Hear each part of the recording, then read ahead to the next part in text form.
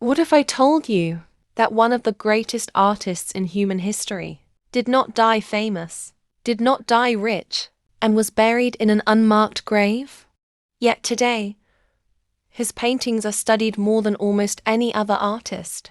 His use of light defines cinema. His understanding of emotion rivals psychology. He did not paint heroes as perfect. He painted them as human.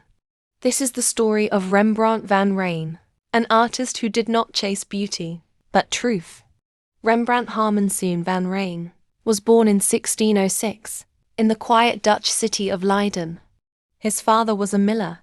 His mother came from a baker's family. They were not poor, but they were not wealthy either. Rembrandt was expected to live a respectable life. He was even enrolled at the University of Leiden. But his true obsession was not books. It was faces. He studied how people aged, how joy faded, how sorrow lived in the eyes. Even as a teenager, his drawings showed something unusual, a deep interest in inner life, not surface beauty. He apprenticed under painters, but quickly developed his own voice. By his early 20s, Rembrandt was already being noticed.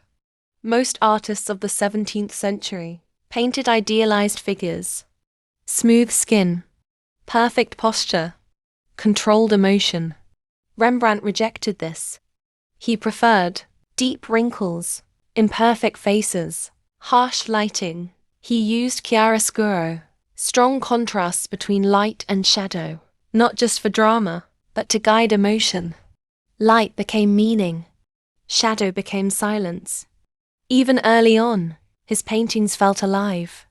They didn't simply show people. They revealed them. In the 1630s, Rembrandt moved to Amsterdam.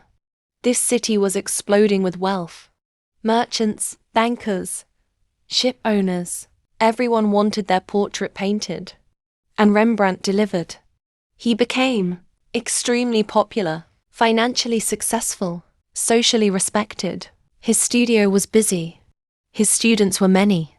He married Cecilia van Eilenberg, a woman from a respected family. This was the happiest period of his life. His paintings were grand, confident, full of ambition. And then came his most famous work. In 1642, Rembrandt completed The Night Watch. Group portraits were supposed to be orderly. Everyone visible. Everyone equal. Rembrandt ignored the rules. He painted motion, chaos, directional light. Some figures were bright. Others were half hidden. The painting felt cinematic, centuries before cinema existed. But not everyone was pleased.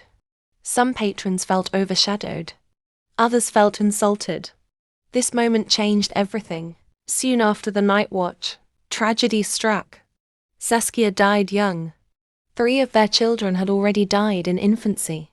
Rembrandt was devastated. His art changed. The colors darkened. The mood softened. The confidence disappeared. He began painting sorrow, not dramatically, but quietly. Grief lived in his brush. Rembrandt continued spending heavily. Art collections, exotic objects, old weapons. But commissions slowed. His style was no longer fashionable. Clients wanted flatter, prettier images. In 1656, Rembrandt was declared bankrupt.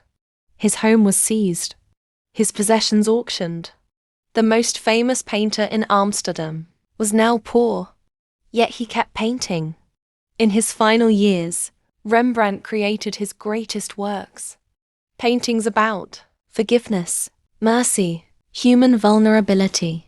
The Return of the Prodigal Son is one of the most emotionally powerful paintings ever made. It speaks without words, through hands, through light, through silence. He also painted himself, again and again. Over 60 self-portraits. No artist before him had done this. We watch him age. We watch him suffer. We watch him accept. Rembrandt died in 1669. He was buried quietly, without honor, without wealth. But his legacy is immortal. Today, his understanding of light-shaped cinema His realism influences photography.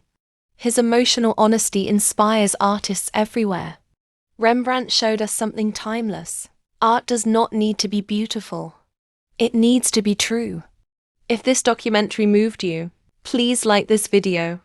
Subscribe for more deep human stories behind history's greatest minds. And comment below, what does Rembrandt's art make you feel?